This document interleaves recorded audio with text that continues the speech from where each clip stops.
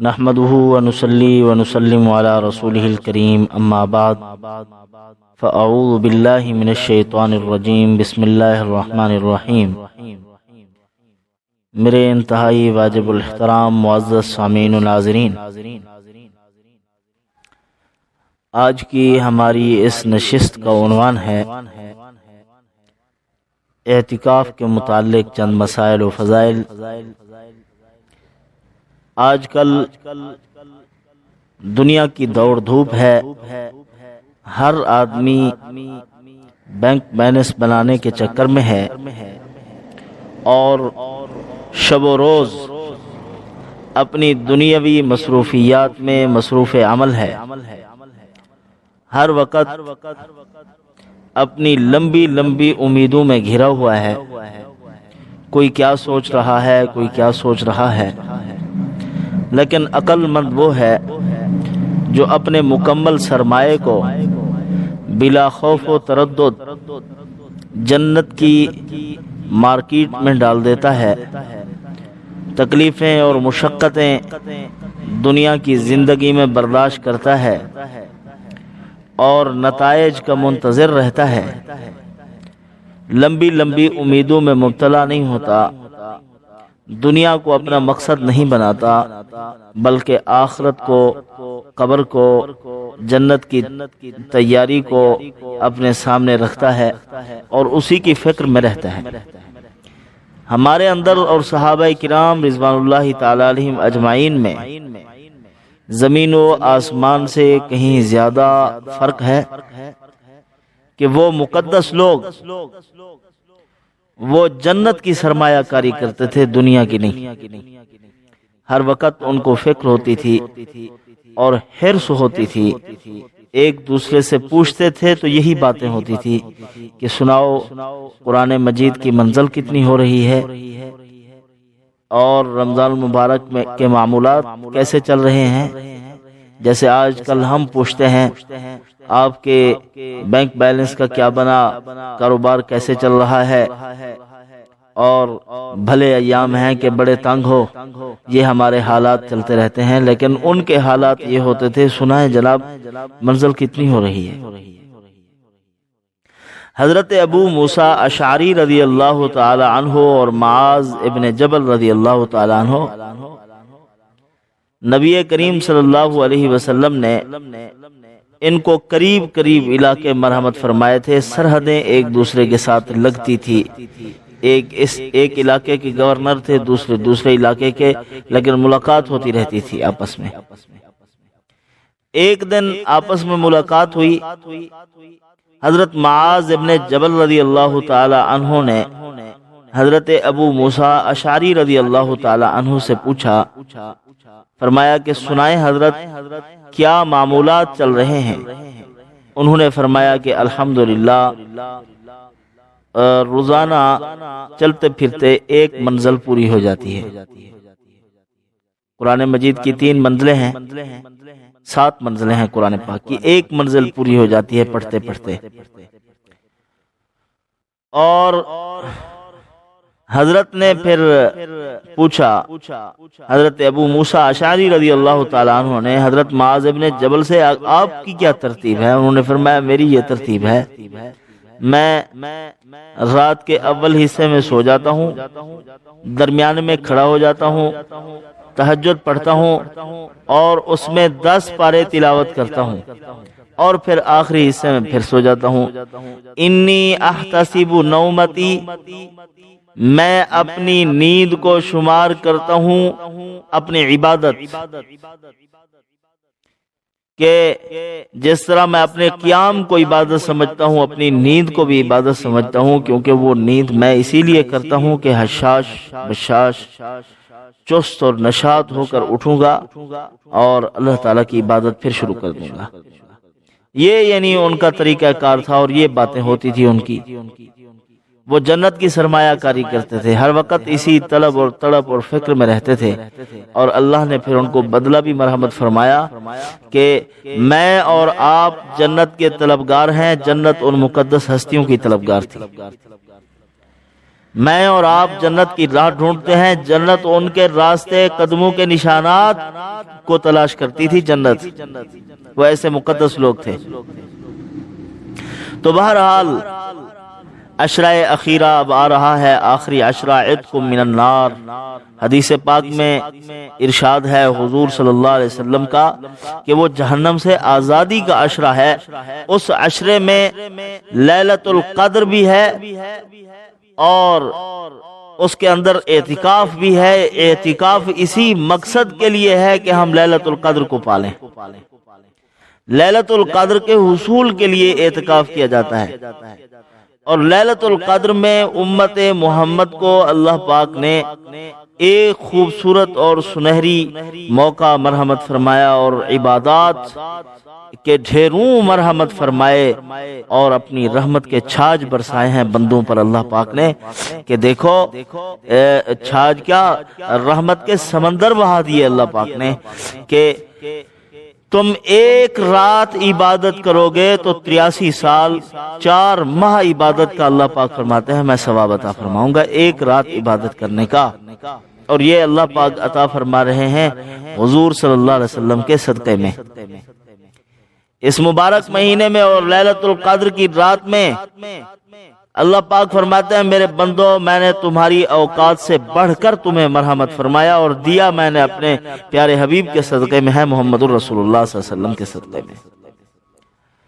تو اعتکاف کا یہ مطلب ہے، اے اللہ میں نے پہلے عشرے میں بھی کوشش کی ہے کہ میں تیری رحمت کا طلبگار بن جاؤں، اور دوسرے عشرے میں بھی کوشش کی ہے کہ تیری مغفرت کا مستحق ہو جاؤں، اور تیسرے عشرے میں تو میں تیرے قدموں میں حاضر ہوں، میں نہ اٹھوں گا جب تک تو مجھے معاف نہیں کرے گا۔ اے اللہ اب میری حاضری ہے تیری بارگاہ میں بیٹھا ہوں، میری حاجات پوری کر، ضروریات پوری کر، میری مغفرت فرما، میرے والدین کی بخشش فرما، اب تیرے قدموں میں حاضر ہوں۔ تو بندہ اللہ کی بارگاہ میں اللہ کے قدموں میں آ کر بیٹھ جاتا ہے اور چمٹ جاتا ہے کہ اے اللہ بس اب نہیں اٹھنا، میں نے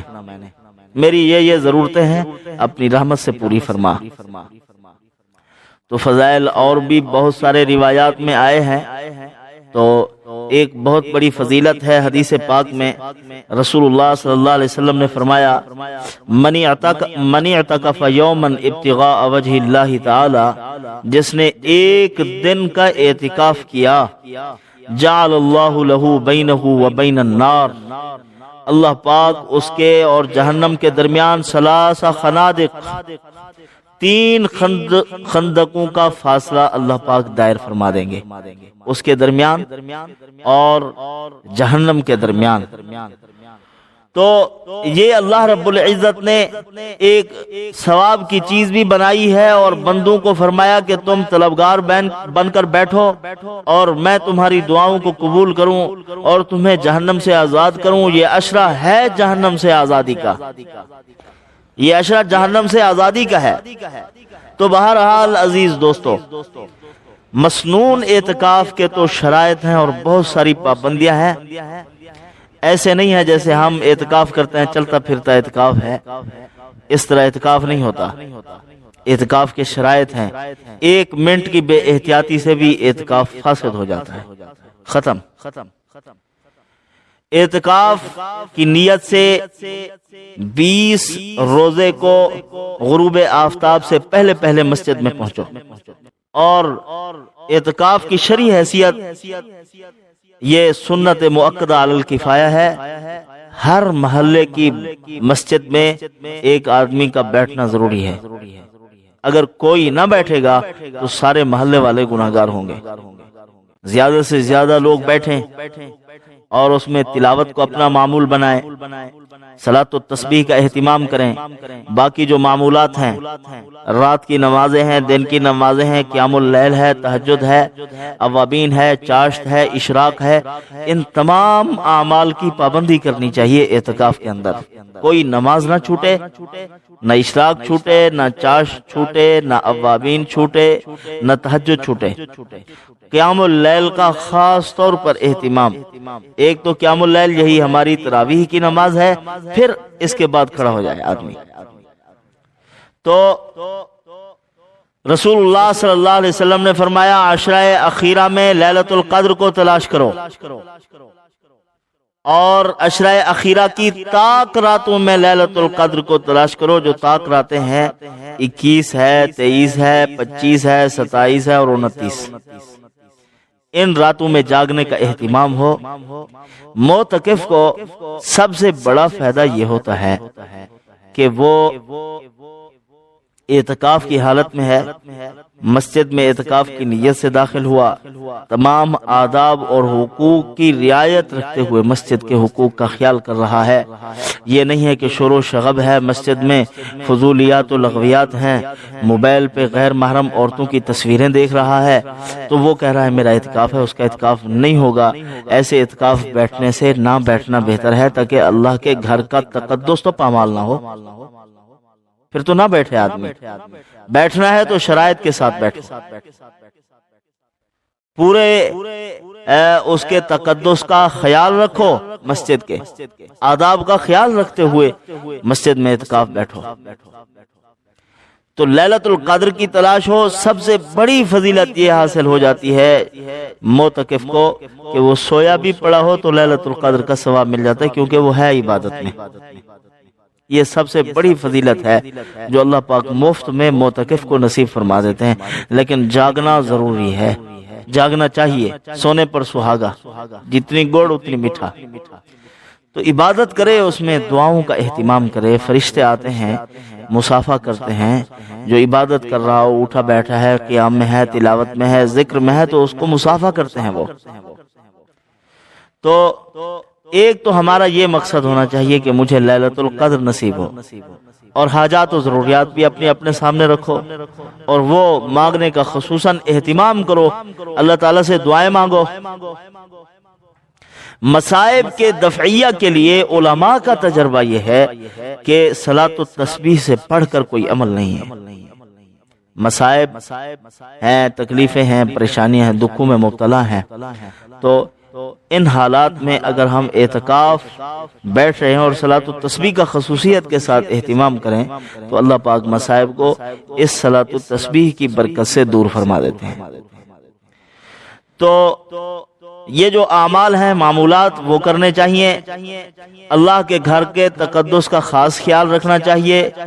ایک گھڑی کے لیے بھی، ایک منٹ کے لیے بھی بلا ضرورت شرعی اور بلا ضرورت طبعی مسجد سے باہر نہیں جا سکتا۔ ان کے علاوہ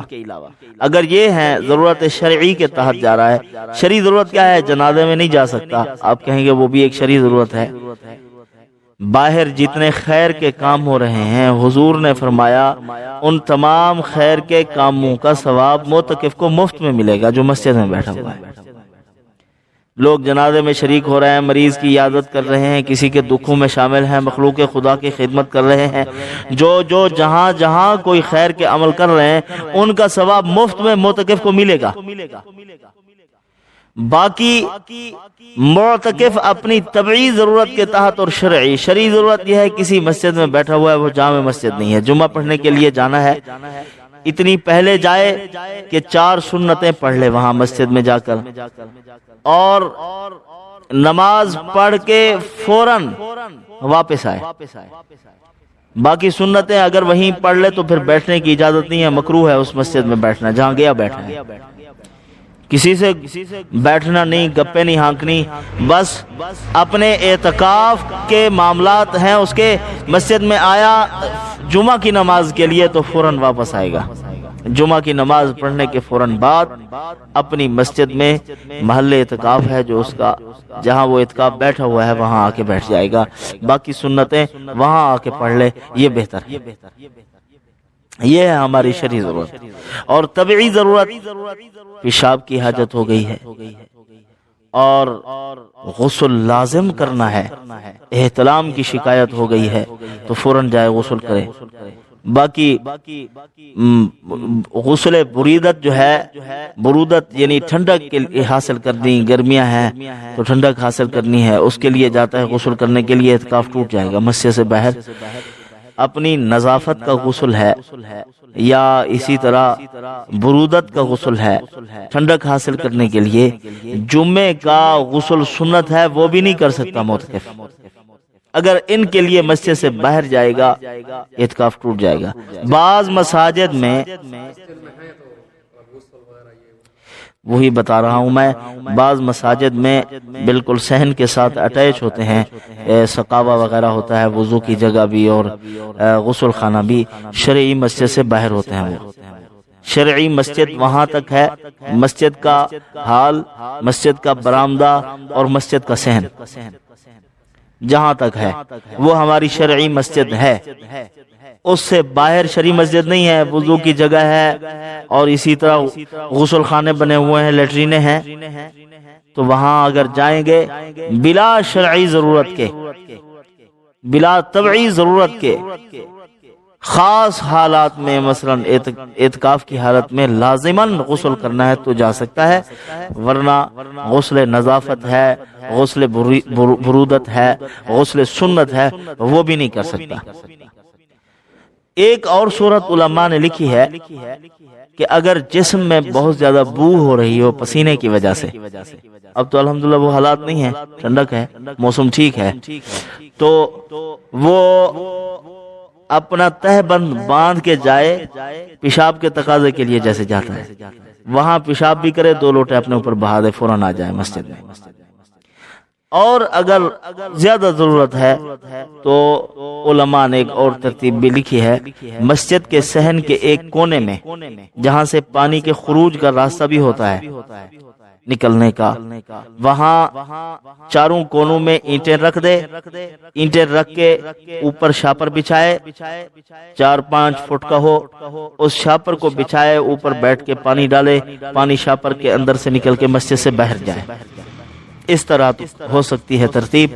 باقی علماء نے جائز نہیں لکھی۔ علماء نے کیا، نبی کریم صلی اللہ علیہ وسلم کا فرمان ہے، اس طرح شرائط کے ساتھ آپ اعتکاف بیٹھیں گے تو آپ کو اعتکاف کا ثواب ہوگا، ورنہ بس مسجد میں بیٹھے ہیں نفلی اعتکاف ہو جائے گا لیکن ثواب نہیں ہوگا۔ اسی طرح سگریٹ پینے کے مریض ہیں، وہ کہتے ہیں ہمارے پیٹ میں درد ہوتا ہے، ہمیں بہت تکلیف ہوتی ہے، تو ہم تو سگریٹ ہر حال میں پیئیں گے۔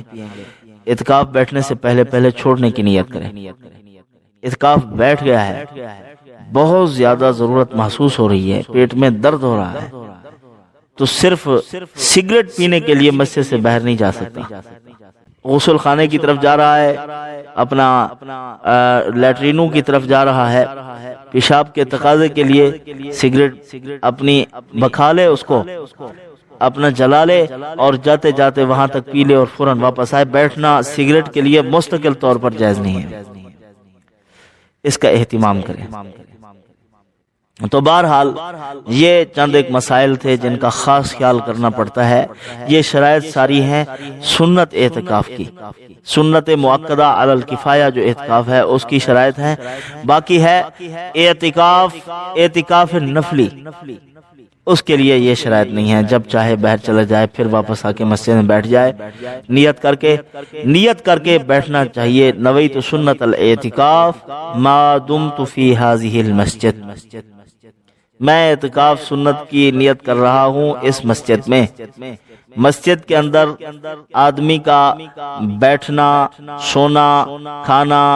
پینا یہ معاملات جائز نہیں ہیں، کپڑے پہننا، لیکن معتکف چونکہ اللہ کا مہمان ہو جاتا ہے، اللہ کے گھر میں بیٹھا ہوا ہے، اس کے لیے یہ چیزیں جائز ہیں، مسجد میں کھانا پینا پہننا، لیکن اس کے تقدس اور آداب کا خیال کرتے ہوئے بے ادبی نہ ہو اللہ تعالیٰ کے گھر کی، یوں نہ ہو کہ میٹھا کھایا ہے اس کو پھینک دیا، مسجد میں چونٹیاں ہو گئی ہیں، آنے والے جماعتیوں کے لیے ایذا کا سبب ہے، تو اس طرح کے معاملات نہیں ہونے چاہیے۔ باقی حدود شرع میں اللہ پاک نے اجازت دی ہے، کھا سکتا ہے، پی سکتا ہے، پہن سکتا ہے، حتیٰ کہ کپڑا اور چادر بچھا کے اپنے بال بنا سکتا ہے، ناخن کاٹ سکتا ہے، اپنا سرما لگا سکتا ہے، تیل لگا سکتا ہے، خوشبو لگا سکتا ہے، سارے معاملات جائز ہیں، کپڑے پہن سکتا ہے۔ تو باقی یہ ہے کہ مسجد سے باہر یہ معاملات کرنے اور مستقل طور پر ان کے لیے جانا یہ نامناسب ہے۔ بہرحال ہماری کوشش ہونی چاہیے کہ ہم آداب کی رعایت کرتے ہوئے اس سنت اعتکاف کا خصوصاً اہتمام کریں، جو نبی کریم صلی اللہ علیہ وسلم نے مدینہ منورہ میں پہنچنے کے بعد کبھی ناغہ نہیں ہے حضور کا، سنت اعتکاف کا، اور ہم نے آج کل اس کو ترک کر دیا ہے۔ سرکاری ملازمین ہیں، بزنس مین ہیں، لوگ باہر کے کاروبار اور معاملات ہیں، ان کے لیے یہ ہے کہ وہ اس اعتکاف کی برکت سے محروم نہ ہوں۔ جب بھی ان کو فرصت ملے، سکول سے آ رہے ہیں تو فوراً جائیں مسجد میں، اپنے کاروبار سے، اپنی ڈیوٹی سے، اپنی ملازمت سے آئے فوراً مسجد میں جائیں اور اعتکاف کی نیت سے بیٹھ جائیں، تاکہ وہ ان 10 دن کی برکت کو حاصل کر سکیں۔ سنت اعتکاف تو نہیں ہوگا لیکن نفلی اعتکاف ہوگا اور برکات اللہ پاک نصیب فرما دیں گے، لہذا ان کے لیے یہ گنجائش ہے وہ جب ہی آئیں آ کے اعتکاف بیٹھ جائیں، اور جب جائیں تو جا سکتے ہیں، تو باقی اوقات جو ان کے خالی ہیں وہ اعتکاف کی نیت سے مسجد میں بیٹھ کر تلاوت قرآن کا اور ذکر کا اہتمام کریں، صلاۃ التسبیح کا خاص اہتمام کریں۔ اب آخر میں صلاۃ التسبیح کا آپ کو طریقہ بتلا دیتا ہوں تاکہ وہ پڑھنا ہمارے لیے آسان ہو جائے۔ 2 عمل حدیث پاک میں ایسے ہیں جن پر اللہ پاک نے کبیرہ گناہوں کی بخشش کا وعدہ فرمایا ہے۔ ایک میت کو غسل دینا، جس پر اللہ پاک نے کبیرہ گناہوں کی بخشش کا وعدہ فرمایا ہے کہ جو غسال ہے، غسل دے رہا ہے اور میت کے معاملات اس کے سامنے آئے، ان کا پردہ رکھ رہا ہے، تو فرمایا کہ اس کے زندگی کے 40 کبیرہ گناہ اللہ پاک اٹھائیں گے، معاف کریں گے۔ اور صلاۃ التسبیح پر بھی جتنی احادیث ہیں، ذخیرہ احادیث میں، اور معمولات ہیں، اعمال ہیں، ان تمام اعمال پر صغیرہ گناہوں کی بخشش کا وعدہ فرمایا گیا ہے، کبیرہ کا نہیں۔ ایک عمل یہی صلاۃ التسبیح ایسا عمل ہے جس پر اللہ پاک نے کبیرہ گناہوں کی بخشش کا وعدہ فرمایا۔ پورے ذخیرہ احادیث میں یہ 2 عمل ایسے ہیں جن پر اللہ پاک نے کبیرہ گناہوں کی بخشش کا وعدہ فرمایا، میت کو غسل دینا اور اسی طرح صلاۃ التسبیح پڑھنا۔ صلاۃ التسبیح کا طریقہ یہ ہے، نیت کرے صلاۃ التسبیح کی اور 4 رکعت نماز پڑھنی پڑے گی، 75 مرتبہ ہر رکعت میں، یہ 300 مرتبہ ہو جائے گا پوری صلاۃ التسبیح میں۔ یہ تسبیح پڑھنی ہم نے تیسرا کلمہ تمجید، سبحان اللہ والحمد للہ ولا الہ الا اللہ واللہ اکبر تک پڑھے، لا حول ولا قوت الا باللہ العلی العظیم، پڑھتا ہے تو پڑھ لے، نہیں پڑھتا تو نہ پڑھے، کوئی حرج نہیں ہے۔ تو اللہ اکبر کریں گے، پہلے ثنا پڑھیں گے، سبحانک اللہم وبحمدک وتبارک اسمک، یہ پڑھنے کے بعد 15 مرتبہ ہم پڑھیں گے یہ تیسرا کلمہ، پھر اعوذ باللہ، بسم اللہ، سورہ فاتحہ اور سورت ملائیں گے، پھر اس کے بعد 10 مرتبہ پڑھیں گے، اور پھر رکوع کی طرف جائیں گے، تسبیح پڑھنے کے بعد، سبحان ربی العظیم پڑھنے کے بعد پھر ہم 10 مرتبہ پڑھیں گے، پھر رکوع سے سر اٹھائیں گے، قومے میں کھڑے ہو کر ہم نے ربنا لک الحمد پڑھنے کے بعد ہم نے پھر 10 مرتبہ پڑھنا ہے، پھر سجدے میں جائیں گے، پھر سبحان ربی الاعلیٰ کے بعد 10 مرتبہ پڑھنا ہے، پھر سجدے سے اٹھیں گے، جلسہ استراحت کہتے ہیں، جلسے میں پھر 10 مرتبہ پڑھنا ہے، پھر دوسرے سجدے میں جانا ہے، پھر 10 مرتبہ پڑھنا ہے، اس طرح اسی ترتیب سے تمام رکعتوں کو پورا کرنا ہے۔ آخری رکعت میں ہم نے اتحیات پڑھ کر سلام پھیر دینی ہے، تو یہ ہماری صلاۃ التسبیح ہو جائے گی۔ اگر کسی انسان کو مغالطہ ہو رہا ہے کہ تسبیحات میں نے کم پڑھی ہیں، تو اس کو چاہیے کہ سجدے میں وہ جو کم ہے، مثلا 2 مرتبہ کم پڑھی ہے تو اس میں پوری کر دے، 10 مرتبہ کی بجائے 12 مرتبہ پڑھ لے، سجدے میں اپنی مقدار کو پورا کر لے۔ باقی تسبیحات کے کم اور زیادہ ہونے کی وجہ سے سجدہ سہو لازم نہیں ہے، سجدہ سہو نہیں ہے۔ ہاں اگر کوئی فرض واجب چھوٹ گیا ہے، واجب چھوٹنے کی وجہ سے ہمیں سجدہ سہو کرنا پڑے گا، لیکن اگر واجب پورے ہیں، نماز ہم نے مکمل کی ہے، تسبیحات میں کچھ خلل ہو رہا ہے، تو شک شبہ ہو رہا ہے، تو اس کی وجہ سے سجدہ سہو نہیں ہوگا۔ بہرحال ان معروضات پر اللہ پاک عمل کی توفیق ہے۔ جماعت صلاۃ التسبیح کی جماعت نہیں، نفل کی جماعت نہیں ہے، خود پڑھنی پڑے گی، علیحدہ پڑھیں گے۔ اور باقی ایک اور بھی غلط مسئلہ مشہور ہے، معتکف جو ہے روزوں کے لیے نہیں اٹھا سکتا لوگوں کو اور اذان نہیں دے سکتا، یہ غلط بات ہے، یہ غلط مسئلہ ہے۔ اذان بھی دے سکتا ہے، مسجد کے معمولات میں لوگوں کو روزے کے لیے بھی اٹھا سکتا ہے، اسی طرح مسجد میں کھڑے ہوئے بھی باہر والے آدمی کے ساتھ نہیں بولتا، لوگ اشارے کر رہے ہوتے ہیں یوں کرنا کھانا لانا، یہ بالکل غلط مسئلہ ہے۔ مسجد میں کھڑے ہوئے باہر والے آدمی کو وہ بلا کر آواز دے کر کہہ سکتا ہے کہ میرے لیے کھانا لاؤ یا پانی لاؤ یا کوئی چیز مانگنی ہے، تو اس کے لیے بالکل گنجائش ہے، مسجد میں کھڑے ہوئے کہہ سکتا ہے۔ اگر مسجد میں اعتکاف بیٹھا ہوا ہے 10 دن کا، بیوی بچے ملاقات کے لیے آتے ہیں تو جائز ہے،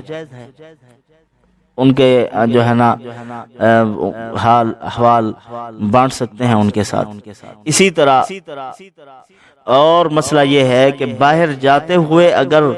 ایسا عمل کرتا ہے جو طاعات شمار ہوتا ہے، عبادت شمار ہوتا ہے، مثلا کسی مریض کی عیادت کر رہا ہے تو جاتے جاتے وہ سامنے آ گیا، اس کے ساتھ سلام مصافحہ کے بعد اس سے بات شروع کر دی اس نے کہ آپ بیمار تھے تو کیا بنا، اس کے لیے 5-7 منٹ بھی اگر وہ وہاں اس کا حال احوال لیتا رہے تو کوئی حرج نہیں ہے۔ وضو کے لیے جاتے ہوئے خاص اس کے گھر میں جانا ضروری نہیں ہے۔ اسی طرح کوئی ایسا آدمی ہے، اکیلی مسجد ہے،